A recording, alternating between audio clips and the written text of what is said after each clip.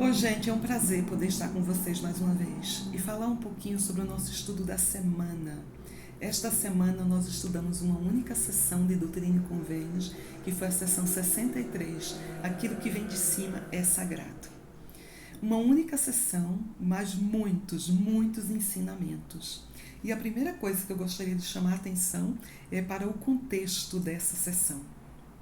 A gente lembra, na aula passada, no dia 9 de agosto, quando aqueles missionários, assim como Joseph, receberam aí a designação de voltar para Kirtland. E aí haviam passado aí como 18 dias, 27 de agosto, chega Joseph em Kirtland e o Senhor dá essa sessão. Olha só que maravilhoso poder ouvir as palavras do Senhor, porque os santos estavam muito animados para construir Sião e para saber que o Missouri era o lugar que o Senhor havia determinado para essa união dos santos. Só que, olha que interessante, muitos desses santos estavam interessados, estavam animados para construir Sião, mas muitos deles não estavam vivendo os mandamentos.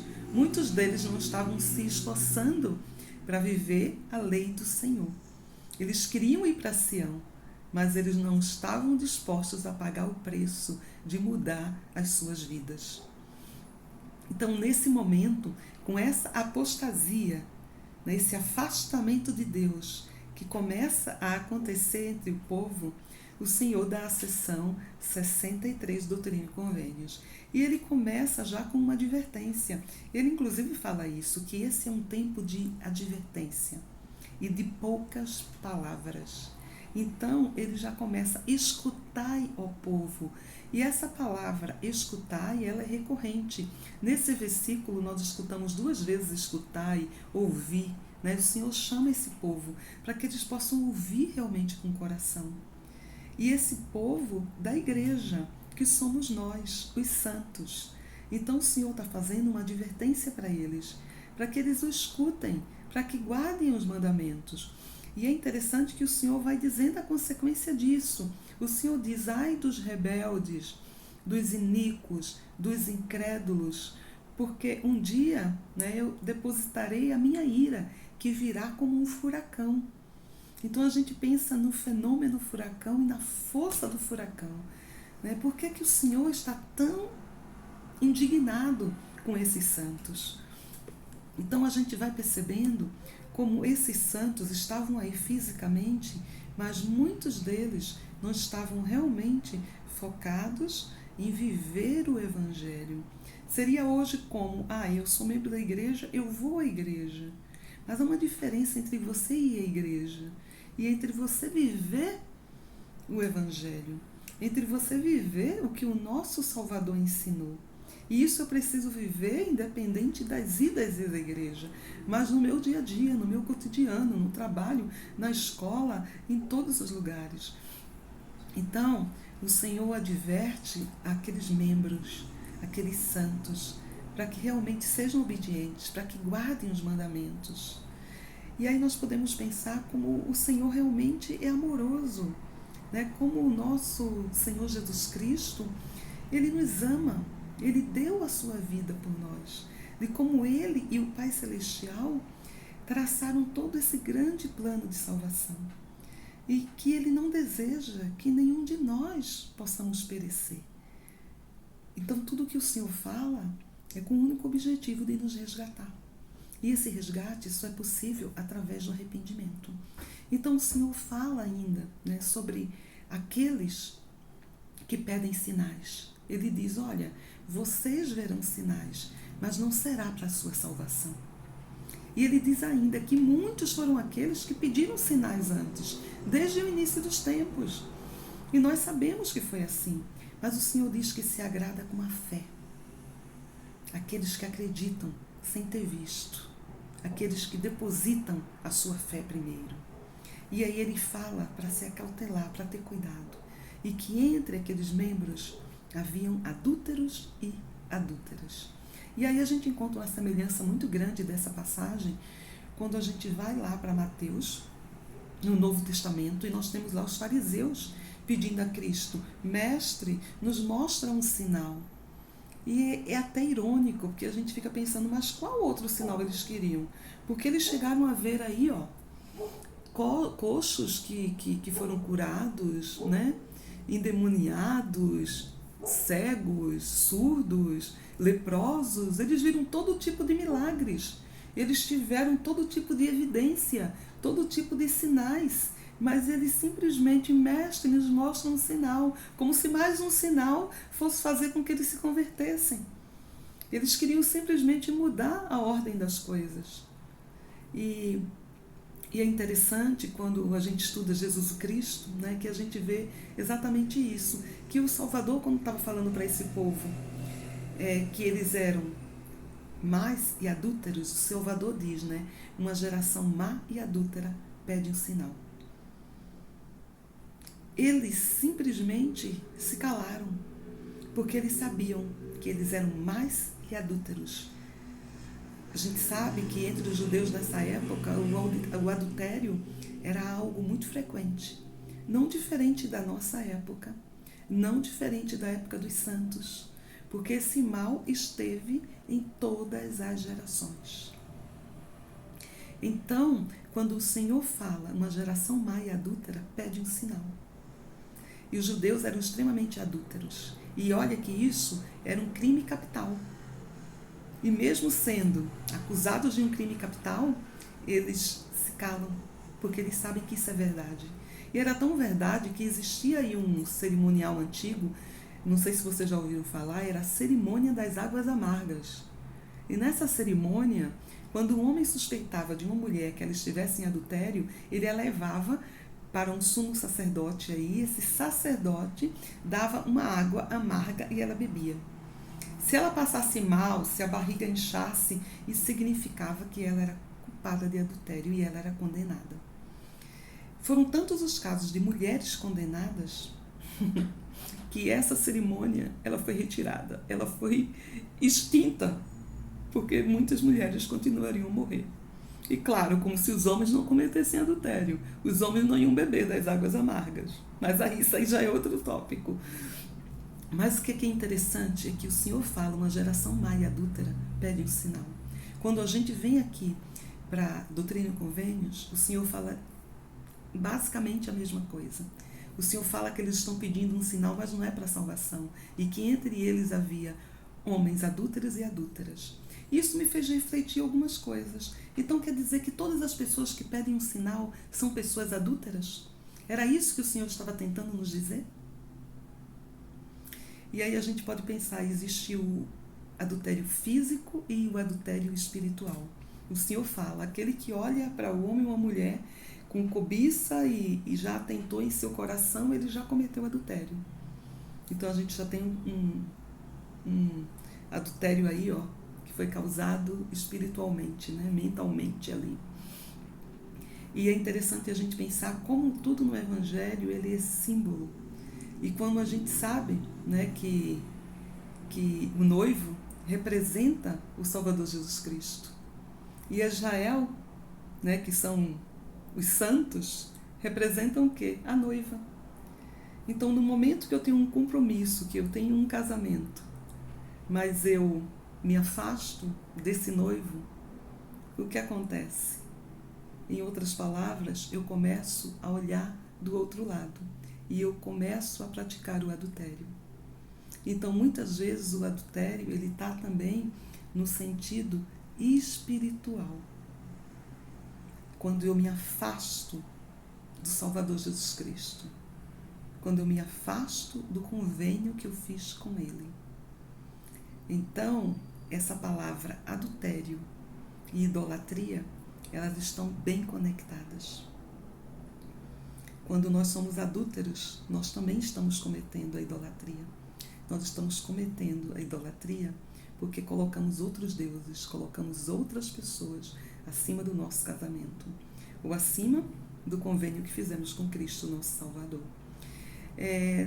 Sobre a história da igreja, há muitas passagens interessantes. No livro Ensinamentos do profeta Joseph, há uma situação muito interessante que Joseph passou. Ele estava pregando e de repente um homem apareceu e disse: eu quero um sinal. E Joseph continua a pregação e ele continua insistindo lá, gritava na congregação: eu quero um sinal. E Joseph disse: uma geração má e adúltera pede um sinal, e você é um adúltero. E um outro homem que estava na congregação disse: ele é mesmo, porque eu já o peguei no ato. Passou algum tempo, esse homem acabou se arrependendo dos seus pecados. Ele foi batizado na igreja e, na ocasião, ele confessou que ele realmente era um adúltero. Então a gente vê um caso de adultério no sentido literal. Mas existem outros casos de adultério, de quando você pede um sinal, que significa que você não acreditou em Cristo o suficiente. Significa que você se afastou dele. E ao se afastar, você comete esse adultério espiritual ou essa idolatria. Então são tantas coisas que o Senhor está tentando nos dizer. Aqueles santos, eles queriam edificar a Sião, mas estariam eles preparados para ir para Sião? Como é que estava o seu coração?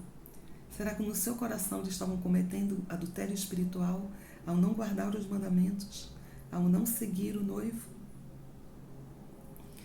Então o Salvador continua e ele fala sobre a fé, essa fé que agrada, essa fé que não pede evidências, que não pede provas, mas é eu realmente acreditar. Eu acreditar sem ter visto.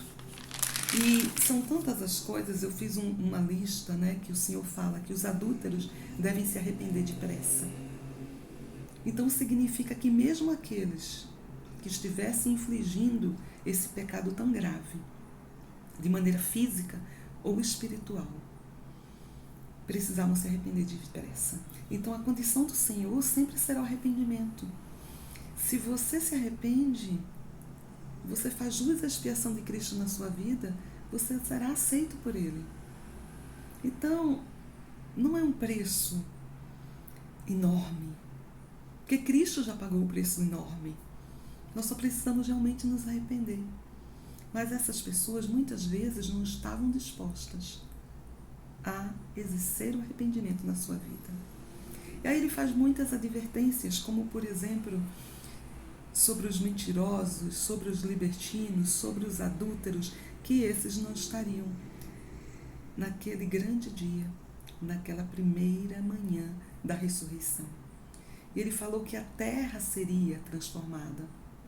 E nós sabemos que a terra passará por 2 processos, né, de transformação. O primeiro deles vai acontecer quando Cristo vir e iniciar o milênio. Então, a terra vai sair do seu estado celestial para terrestrial. Do mesmo jeito, com os nossos corpos também serão transformados e só os justos habitarão na terra. Quando terminar o milênio, nós sabemos que a terra passará por um outro processo. A terra será transformada, ela será celestializada. E os corpos que habitarem essa terra, que herdarem essa terra, também passarão por uma transformação. Eles também serão celestializados.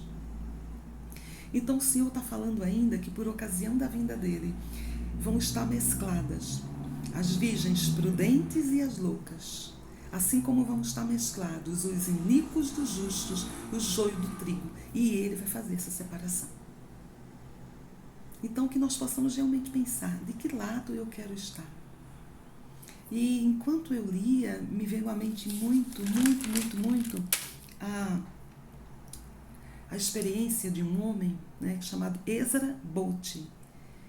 Esse homem, ele foi um pregador metodista e ele estava presente em uma das reuniões, ele viu Joseph curar uma mulher.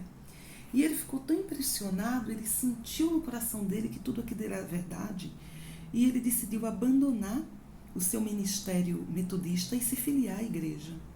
Mesmo que isso que tivesse causado um verdadeiro alvoroço, porque ele era um pregador aí muito respeitado na comunidade de Ohio. Então os seus seguidores foi realmente um tumulto, mas ele foi lá e seguiu a igreja. Então, em junho, quando houve aquela grande conferência, ele foi chamado para ser um dos missionários. E ele recebeu um companheiro, que era Isaac Morley. E eles foram chamados a pregar o Evangelho.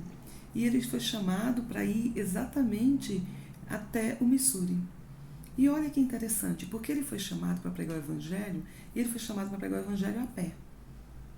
Nesse momento, ele já começou a questionar: será que tudo isso é verdade? Será que eu devo fazer essa missão? Ele começou a vacilar. Dúvidas que também pode ser que em algum momento tenham vindo à nossa mente durante esse período que nós estamos na igreja. E em meio a essas dúvidas, ele viu que Joseph, ele estava indo para o Missouri e ele ia de carroção. E ele ia pregar o evangelho, a missão dele foi chamada para andar de 2 em 2, aí, abrindo a boca pelo caminho. E aí ele começa a questionar, né, no seu coração: o profeta vai de carroção e eu vou a pé. E olha só, gente, as missões das pessoas e os chamados das pessoas são diferentes. Todas as pessoas estavam fazendo os seus sacrifícios. Joseph, por exemplo, fazia poucas semanas que ele havia perdido, junto com Emma, os seus 2 filhos gêmeos. Olha só, e nessa ocasião, uma mulher também tinha dado à luz a 2 filhos, né, gêmeos, e ela morreu no parto. E Emma com Joseph decidiram adotar esses filhos. Então, Joseph estava indo para o Missouri, aí viajar quilômetros, estava deixando Emma sozinha, enlutada, né, com 2 bebês para cuidar. Então, cada um estava passando por suas tribulações, por suas situações. E nesse momento, Joseph não estava sendo chamado como um missionário. Ele estava indo verificar a terra, ele estava indo verificar o local que seria estabelecida a Sião.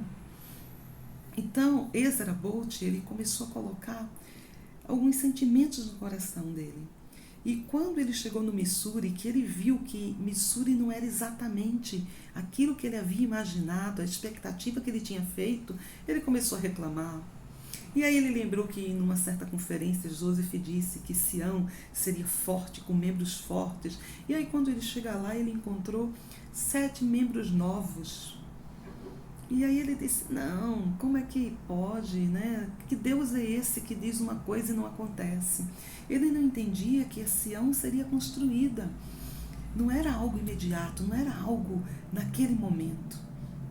E que interessante é que ele está lá no Missouri e o Senhor fala agora que eles deveriam retornar para Kirtland. E ele está lá no barco com Joseph e com o seu companheiro. E ele é um daqueles que começam a reclamar, começa a contender e não se arrepende.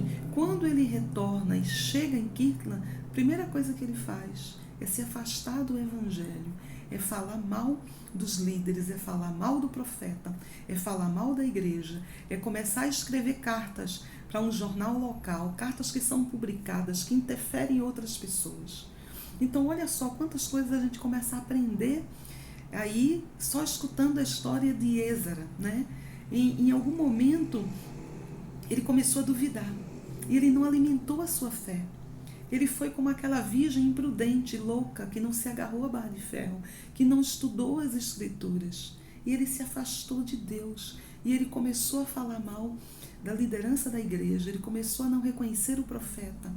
Então, e olha só, ele tinha visto um sinal. Ele não viu um milagre, mas esse milagre não foi suficiente para manter o firme na igreja. E a gente vê como esse adultério acontece no seu coração, à medida que ele se afasta do Senhor Jesus Cristo, à medida que ele se afasta dos convênios que ele fez. Em paralelo a isso, nós temos o seu companheiro, que foi Isaac Morley, que também teve dúvidas, também vacilou, também questionou sobre a sua missão. Quando chegou em Missouri, também se decepcionou, mas entendeu o que o Senhor estava dizendo e se arrependeu. A diferença entre Isaac e Ezra é que um se arrependeu e o outro não.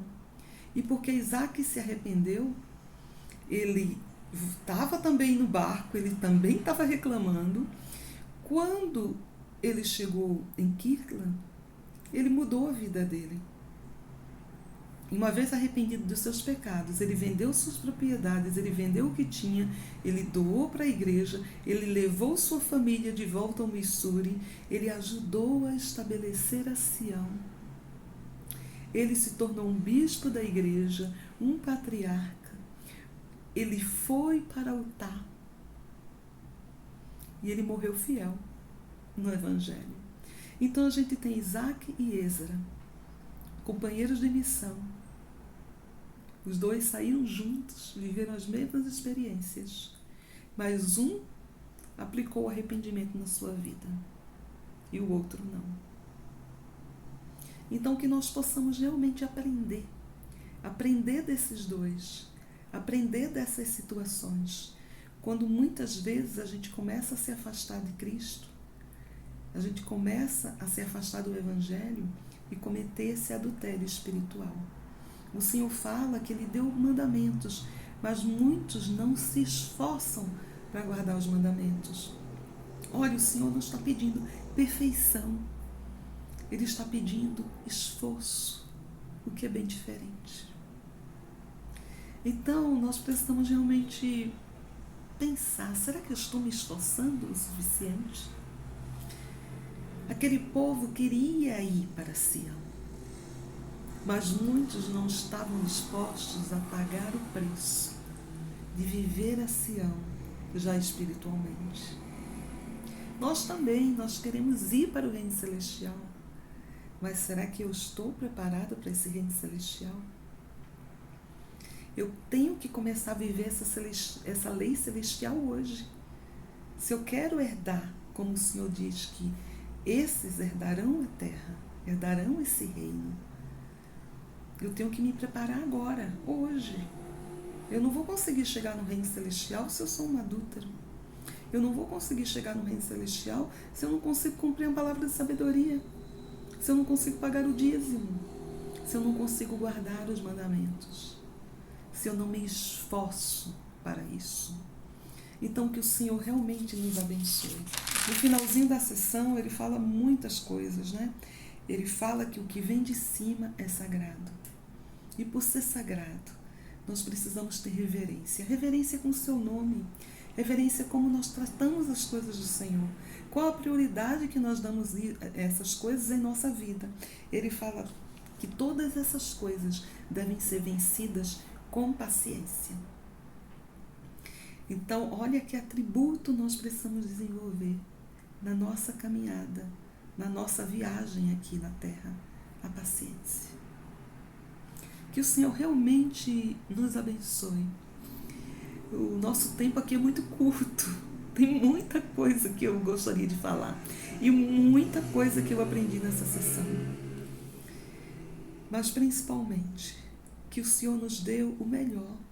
Ele nos deu o que vem do alto, Ele nos deu o sagrado, Ele nos deu o melhor dEle.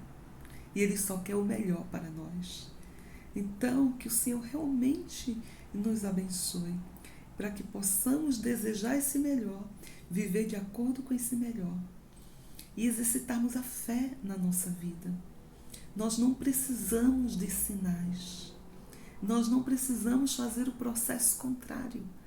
Não é assim que funciona a lei do Senhor. Se nós queremos saber se um princípio é verdadeiro, eu preciso primeiro aplicá-lo em minha vida, primeiro fazer e depois eu vou saber se é verdade. Primeiro eu dou o passo, primeiro eu acredito e as portas do céu, as janelas do céu se abrirão. Que o Senhor possa nos abençoar e que possamos ter um estudo maravilhoso com a nossa família. Até mais, gente!